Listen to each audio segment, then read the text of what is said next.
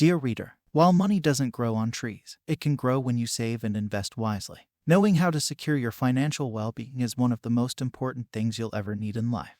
You don't have to be a genius to do it. You just need to know a few basics, form a plan, and be ready to stick to it. No matter how much or little money you have, the important thing is to educate yourself about your opportunities. In this brochure, we'll cover the basics on saving and investing. At the SEC, we enforce the laws that determine how investments are offered and sold to you. These laws protect investors, but you need to do your part, too. Part of this brochure tells you how to check out investments and the people that sell them so you do not fall victim to fraud or costly mistakes. No one can guarantee that you'll make money from investments you make. But if you get the facts about saving and investing and follow through with an intelligent plan, you should be able to gain financial security over the years and enjoy the benefits of managing your money. Please feel free to contact us with any of your questions or concerns about investing. It always pays to learn before you invest. And congratulations on taking your first step on the road to financial security. Don't wait to get started. You can do it. It's easier than you think. No one is born knowing how to save or to invest. Every successful investor starts with the basics, the information in this brochure. A few people may stumble into financial security, a wealthy relative may die, or a business may take off. But for most people, the only way to attain financial security is to save and invest over a long period of time. Time after time, people of even modest means who begin the journey reach financial security and all that it promises: buying a home, educational opportunities for their children, and a comfortable retirement. If they can do it, so can you. Your first step, making a financial plan. What are the things you want to save and invest for? A home, a car, an education, a comfortable retirement, your children, medical or other emergencies, periods of unemployment, caring for parents. Make your own list and then think about which goals are the most important to you. List your most important goals first. Decide how many years you have to meet each specific goal, because when you save or invest, you'll need to find a savings or investment option that fits your time frame for meeting each goal. Many tools exist to help you put your financial plan together, and they can be found online. Know your current financial situation. Sit down and take an honest look at your entire financial situation. You can never take a journey without knowing where you're starting from, and a journey to financial security is no different. You'll need to figure out on paper your current situation, what you own and what you owe. You'll be creating a net worth statement. On one side of the page, list what you own. These are your assets. And on the other side, list what you owe other people, your liabilities or debts. Subtract your liabilities from your assets. If your assets are larger than your liabilities, you have a positive net worth. If your liabilities are greater than your assets, you have a negative net worth. You'll want to update your net worth statement every year to keep track of how you are doing. Don't be discouraged if you have a negative net worth. If you follow a plan to get into a positive position, you're doing the right thing. Know your income and expenses. The next step is to keep track of your income and your expenses for every month. Write down what you and others in your family earn, and then your monthly expenses. Pay yourself or your family first. Include a category for savings and investing. What are you paying yourself every month? Many people get into the habit of saving and investing by following this advice. Always pay yourself or your family first. Many people find it easier to pay themselves first if they allow their bank to automatically remove money from their paycheck and deposit it into a savings or investment account. Likely even better, for tax purposes, is to participate in an employer-sponsored retirement plan such as a 401, 403, or 457. These plans will typically not only automatically deduct money from your paycheck, but will immediately reduce the taxes you are paying. Additionally, in many plans the employer matches some or all of your contribution.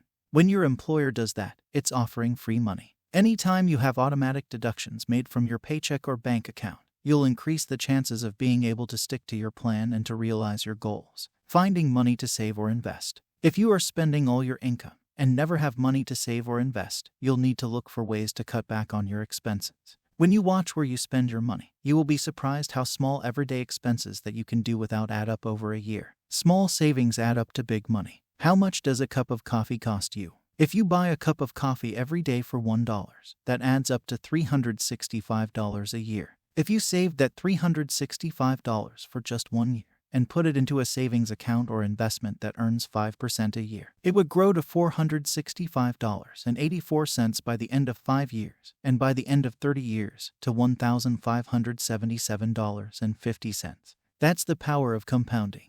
With compound interest, you earn interest on the money you save and on the interest that money earns. Over time, even a small amount saved can add up to big money. If you are willing to watch what you spend and look for little ways to save on a regular schedule, you can make money grow.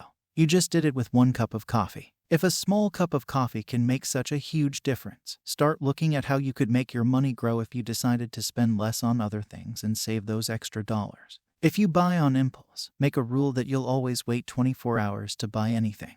You may lose your desire to buy it after a day. And try emptying your pockets and wallet of spare change at the end of each day. You'll be surprised how quickly those nickels and dimes add up. Pay off credit card or other high-interest debt. Speaking of things adding up, few investment strategies pay off as well as, or with less risk than, merely paying off all high-interest debt you may have. Many people have wallets filled with credit cards, some of which they've maxed out. Credit cards can make it seem easy to buy expensive things when you don't have the cash in your pocket or in the bank. But credit cards aren't free money. Most credit cards charge high interest rates, as much as 18% or more, if you don't pay off your balance in full each month. If you owe money on your credit cards, the wisest thing you can do is pay off the balance in full as quickly as possible. Virtually no investment will give you the high returns you'll need to keep pace with an 18% interest charge. That's why you're better off eliminating all credit card debt before investing savings. Once you've paid off your credit cards, you can budget your money and begin to save and invest. Here are some tips for avoiding credit card debt. Put away the plastic. Don't use a credit card unless your debt is at a manageable level and you know you'll have the money to pay the bill when it arrives. Know what you owe. It's easy to forget how much you've charged on your credit card. Every time you use a credit card, write down how much you have spent and figure out how much you'll have to pay that month. If you know you won't be able to pay your balance in full, try to figure out how much you can pay each month and how long it'll take to pay the balance in full. Pay off the card with the highest rate. If you've got unpaid balances on several credit cards, you should first pay down the card that charges the highest rate. Pay as much as you can toward that debt each month until your balance is once again zero, while still paying the minimum on your other cards. The same advice goes for any other high-interest debt which does not offer the tax advantages, for example, a mortgage. Now, once you have paid off those credit cards and begun to set aside some money to save and invest, what are your choices? Making money grow. The 2 ways to make money. There are basically 2 ways to make money. 1. You work for money. Someone pays you to work for them or you have your own business. 2. Your money works for you. You take your money and you save or invest it. Your money can work for you in 2 ways. Your money earns money. When your money goes to work, it may earn a steady paycheck. Someone pays you to use your money for a period of time. When you get your money back, you get it back plus interest. Or, if you buy stock in a company that pays dividends to shareholders, the company may pay you a portion of its earnings on a regular basis. Your money can make an income, just like you. You can make more money when you and your money work. You buy something with your money that could increase in value. You become an owner of something that you hope increases in value over time. When you need your money back, you sell it, hoping someone else will pay you more for it. For instance, you buy a piece of land thinking it will increase in value as more businesses or people move into your town. You expect to sell the land in 5, 10, or 20 years when someone will buy it from you for a lot more money than you paid. And sometimes, your money can do both at the same time, earn a steady paycheck and increase in value. The differences between saving and investing. Saving. Your savings are usually put into the safest places, or products, that allow you access to your money at any time. Savings products include savings accounts, checking accounts, and certificates of deposit. Some deposits in these products may be insured by the Federal Deposit Insurance Corporation or the National Credit Union Administration. But there's a trade-off for security and ready availability. Your money is paid a low wage as it works for you. After paying off credit cards or other high-interest debt, most smart investors put enough money in a savings product to cover an emergency, like sudden unemployment. Some make sure they have up to 6 months of their income in savings so that they know it will absolutely be there for them when they need it. But how safe is a savings account if you leave all of your money there for a long time, and the interest it earns doesn't keep up with inflation? What if you save $1 when it can buy a loaf of bread? But years later, when you withdraw that dollar plus the interest you earned on it, it can only buy half a loaf. This is why many people put some of their money in savings, but look to investing so they can earn more over long periods of time, say 3 years or longer. Investing. When you invest, you have a greater chance of losing your money than when you save. The money you invest in security, mutual funds, and other similar investments typically is not federally insured. You could lose your principal, the amount you've invested, but you also have the opportunity to earn more money. What about risk? All investments involve taking on risk. It's important that you go into any investment in stocks, bonds, or mutual funds with a full understanding that you could lose some or all of your money in any one investment. While over the long term the stock market has historically provided around 10% annual returns, the long term does sometimes take a rather long time to play out. Those who invested all of their money in the stock market at its peak in 1929 would wait over 20 years to see the stock market return to the same level. However, those that kept adding money to the market throughout that time would have done very well for themselves, as the lower cost of stocks in the 1930s made for some hefty gains for those who bought and held over the course of the next 20 years or more. It is often said that the greater the risk, the greater the potential reward in investing, but taking on unnecessary risk is often avoidable. Investors best protect themselves against risk by spreading their money among various investments, hoping that if one investment loses money, the other investments will more than make up for those losses. This strategy, called diversification, can be neatly summed up as, don't put all your eggs in one basket. Investors also protect themselves from the risk of investing all their money at the wrong time by following a consistent pattern of adding new money to their investments over long periods of time. Once you've saved money for investing, consider carefully all your options and think about what diversification strategy makes sense for you. While the SEC cannot recommend any particular investment product, you should know that a vast array of investment products exist, including stocks and stock mutual funds, corporate and municipal bonds, bond mutual funds, certificates of deposit, money market funds, and U.S. Treasury securities. Diversification can't guarantee that your investments won't suffer if the market drops, but it can improve the chances that you won't lose money, or that if you do, it won't be as much as if you weren't diversified. What are the best investments for me? The answer depends on when you will need the money, your goals, and if you will be able to sleep at night if you purchase a risky investment where you could lose your principal. For instance, if you are saving for retirement and you have 35 years before you retire, you may want to consider riskier investment products, knowing that if you stick to only the savings products or to less risky investment products, your money will grow too slowly, or, given inflation and taxes, you may lose the purchasing power of your money. A frequent mistake people make is putting money they will not need for a very long time in investments that pay a low amount of interest. On the other hand, if you are saving for a short-term goal, 5 years or less, you don't want to choose risky investments because when it's time to sell, you may have to take a loss. Since investments often move up and down in value rapidly, you want to make sure that you can wait and sell at the best possible time. What are investments all about? When you make an investment, you are giving your money to a company or enterprise, hoping that it will be successful and pay you back with even more money. Stocks and bonds. Many companies offer investors the opportunity to buy either stocks or bonds. The example below shows you how stocks and bonds differ. Let's say you believe that a company that makes automobiles may be a good investment. Everyone you know is buying one of its cars, and your friends report that the company's cars rarely break down and run well for years. You either have an investment professional investigate the company and read as much as possible about it, or you do it yourself. After your research, you're convinced it's a solid company that will sell many more cars in the years ahead. The automobile company offers both stocks and bonds. With the bonds, the company agrees to pay you back your initial investment in 10 years, plus pay you interest twice a year at the rate of 8% a year. If you buy the stock, you take on the risk of potentially losing a portion or all of your initial investment if the company does poorly or the stock market drops in value. But you also may see the stock increase in value beyond what you could earn from the bonds. If you buy the stock, you become an owner of the company. You wrestle with the decision. If you buy the bonds, you will get your money back plus the 8% interest a year. And you think the company will be able to honor its promise to you on the bonds because it has been in business for many years and doesn't look like it could go bankrupt. The company has a long history of making cars, and you know that its stock has gone up in price by an average of 9% a year. Plus it has typically paid stockholders a dividend of 3% from its profits each year. You take your time and make a careful decision. Only time will tell if you made the right choice. You'll keep a close eye on the company and keep the stock as long as the company keeps selling a quality car that consumers want to drive, and it can make an acceptable profit from its sales. Why some investments make money and others don't. You can potentially make money in an investment if the company performs better than its competitors. Other investors recognize it's a good company, so that when it comes time to sell your investment, others want to buy it. The company makes profits, meaning they make enough money to pay you interest for your bond, or maybe dividends on your stock. You can lose money if the company's competitors are better than it is. Consumers don't want to buy the company's products or services. The company's officers fail at managing the business well. They spend too much money, and their expenses are larger than their profits. Other investors that you would need to sell to think the company's stock is too expensive given its performance and future outlook.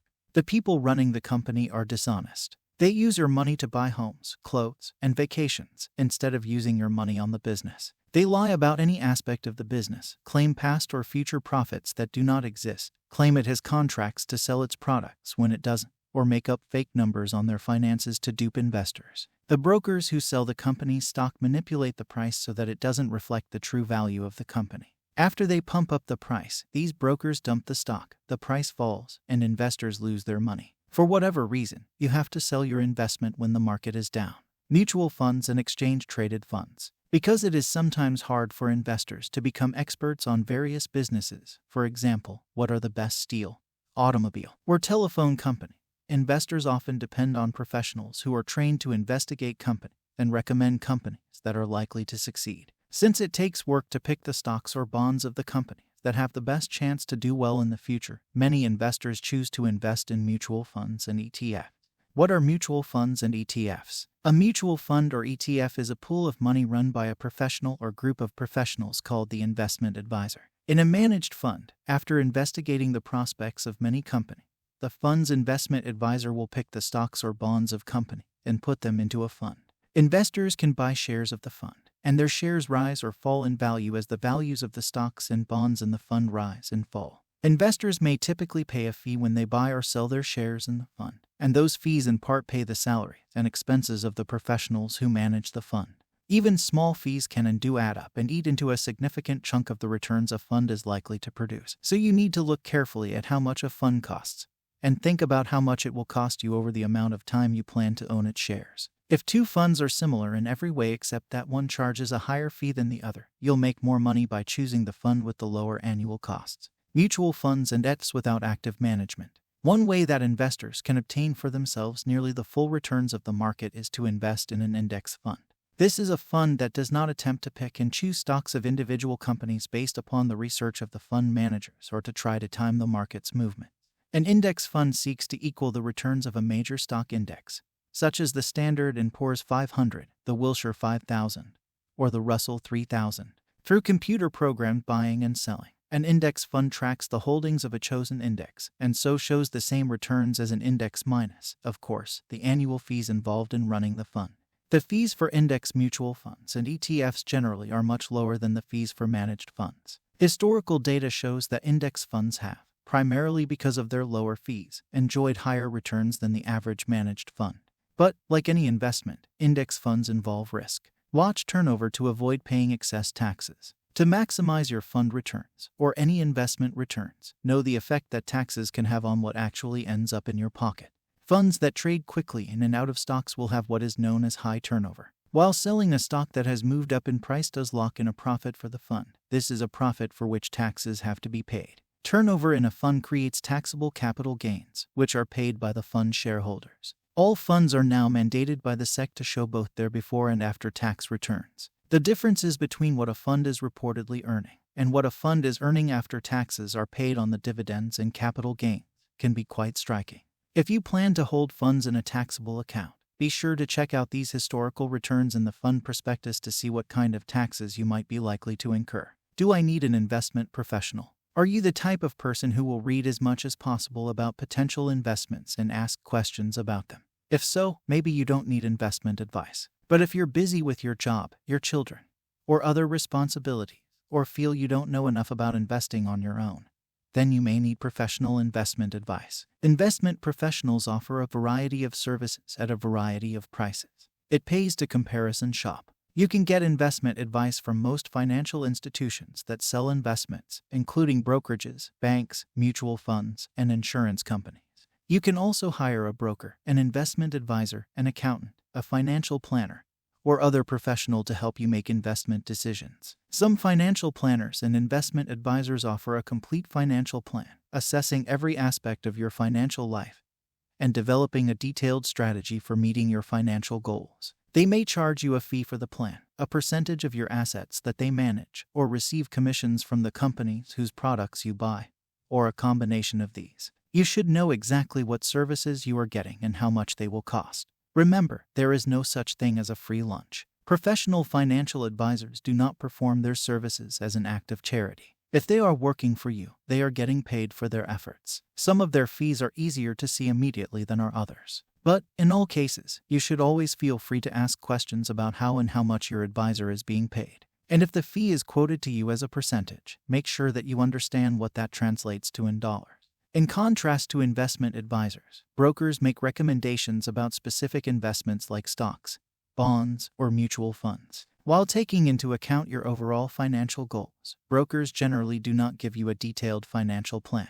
Brokers are generally paid commissions when you buy or sell securities through them. If they sell you mutual funds, make sure to ask questions about what fees are included in the mutual fund purchase. Brokerages vary widely in the quantity and quality of the services they provide for customers. Some have large research staffs, large national operations, and are prepared to service almost any kind of financial transaction you may need. Others are small and may specialize in promoting investments in unproven and very risky companies. And there's everything else in between. A discount brokerage charges lower fees and commissions for its services than what you'd pay at a full-service brokerage. But generally, you have to research and choose investments by yourself. A full-service brokerage costs more, but the higher fees and commissions pay for a broker's investment advice based on that firm's research. The best way to choose an investment professional is to start by asking your friends and colleagues who they recommend. Try to get several recommendations, and then meet with potential advisors face to face. Make sure you get along. Make sure you understand each other. After all, it's your money. Opening a brokerage account. When you open a brokerage account, whether in person or online, you will typically be asked to sign a new account agreement. You should carefully review all the information in this agreement because it determines your legal rights regarding your account. Do not sign the new account agreement unless you thoroughly understand it and agree with the terms and conditions it imposes on you. Do not rely on statements about your account that are not in this agreement. Ask for a copy of any account documentation prepared for you by your broker. The broker should ask you about your investment goals and personal financial situation, including your income, net worth, investment experience, and how much risk you are willing to take on. Be honest. The broker relies on this information to determine which investments will best meet your investment goals and tolerance for risk. If a broker tries to sell you an investment before asking you these questions, that's a very bad sign. It signals that the broker has a greater interest in earning a commission than recommending an investment to you that meets your needs. The new account agreement requires that you make 3 critical decisions. 1. Who will make the final decisions about what you buy and sell in your account?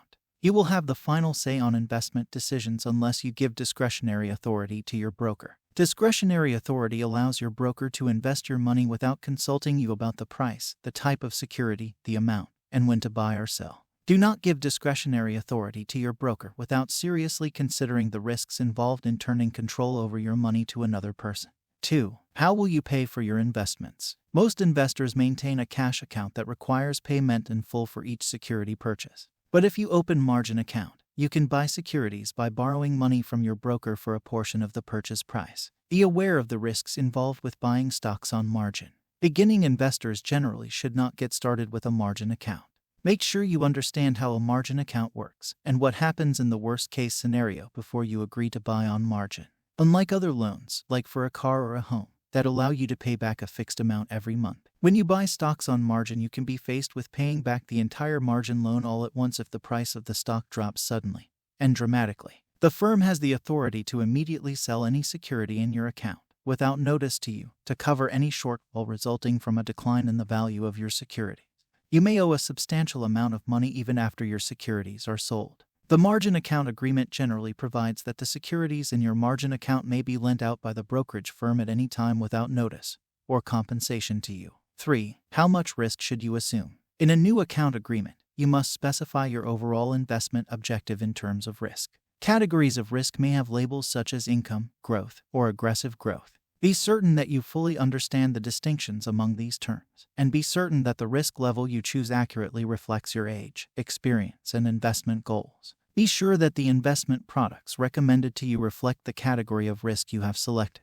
When opening a new account, the brokerage firm may ask you to sign a legally binding contract to use the arbitration process to settle any future dispute between you and the firm or your sales representative. Signing this agreement means that you give up the right to sue your sales representative and firm in court. How can I protect myself? Ask questions. You can never ask a dumb question about your investments and the people who help you choose them, especially when it comes to how much you will be paying for any investment, both in upfront costs and ongoing management fees. Here are some questions you should ask when choosing an investment professional or someone to help you. What training and experience do you have? How long have you been in business? What is your investment philosophy? Do you take a lot of risks, or are you more concerned about the safety of my money? Describe your typical client. Can you provide me with references, the names of people who have invested with you for a long time? How do you get paid? By commission, based on a percentage of assets you manage. Another method. Do you get paid more for selling your own firm's products? How much will it cost me in total to do business with you? Your investment professional should understand your investment goals, whether you're saving to buy a home, paying for your children's education, or enjoying a comfortable retirement. Your investment professional should also understand your tolerance for risk. That is, how much money can you afford to lose if the value of one of your investments decline? An investment professional has a duty to make sure that he or she only recommends investments that are suitable for you. That is, that the investment makes sense for you based on your other securities holding, your financial situation, your means, and any other information that your investment professional thinks is important. The best investment professional is one who fully understands your objectives and matches investment recommendations to your goals. You'll want someone you can understand, because your investment professional should teach you about investing and the investment products. How should I monitor my investments? Investing makes it possible for your money to work for you. In a sense, your money has become your employee, and that makes you the boss. You'll want to keep a close watch on how your employee, your money, is doing. Some people like to look at the stock quotations every day to see how their investments have done. That's probably too often. You may get too caught up in the ups and downs of the trading value of your investment and sell when its value goes down temporarily, even though the performance of the company is still stellar. Remember, you're in for the long haul. Some people prefer to see how they're doing once a year. That's probably not often enough. What's best for you will most likely be somewhere in between, based on your goals and your investments. But it's not enough to simply check an investment's performance. You should compare that performance against an index of similar investments over the same period of time to see if you are getting the proper returns for the amount of risk that you are assuming.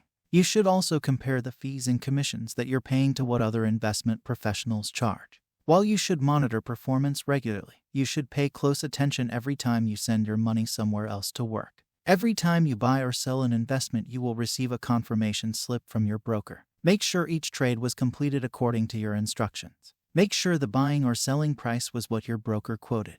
And make sure the commissions or fees are what your broker said they would be. Watch out for unauthorized trades in your account.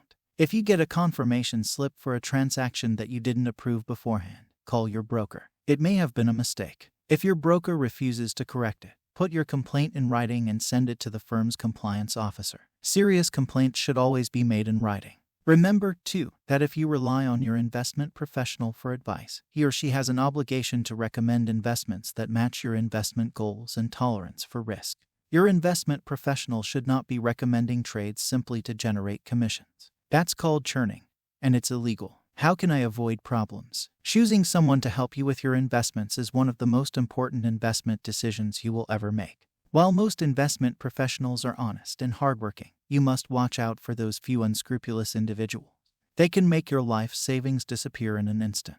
Securities regulators and law enforcement officials can and do catch these criminals, but putting them in jail doesn't always get your money back. Too often, the money is gone.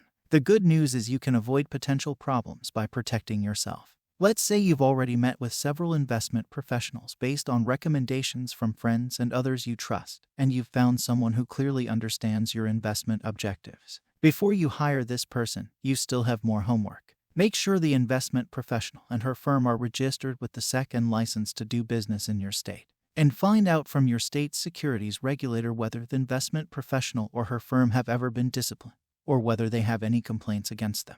You should also find out as much as you can about any investments that your investment professional recommends. First, make sure the investments are registered. Keep in mind, however, the mere fact that a company has registered and files reports with the SEC doesn't guarantee that the company will be a good investment. Likewise, the fact that a company hasn't registered and doesn't file reports with the SEC doesn't mean the company is a fraud. Still, you may be asking for serious losses if, for instance, you invest in a small, thinly traded company that isn't widely known solely on the basis of what you may have read online. One simple phone call to your state regulator could prevent you from squandering your money on a scam.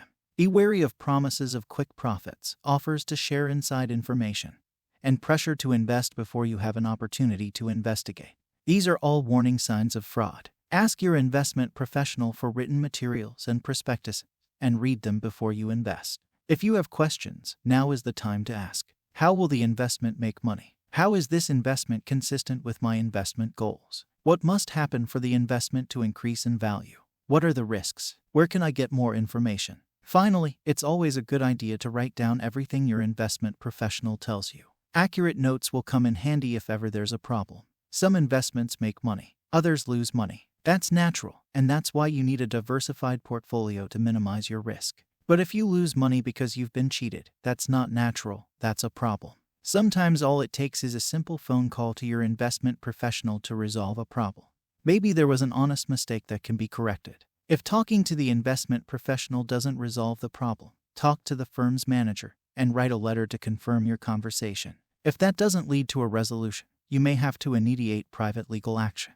You may need to take action quickly because legal time limits for doing so vary. Your local bar association can provide referrals for attorneys who specialize in securities law.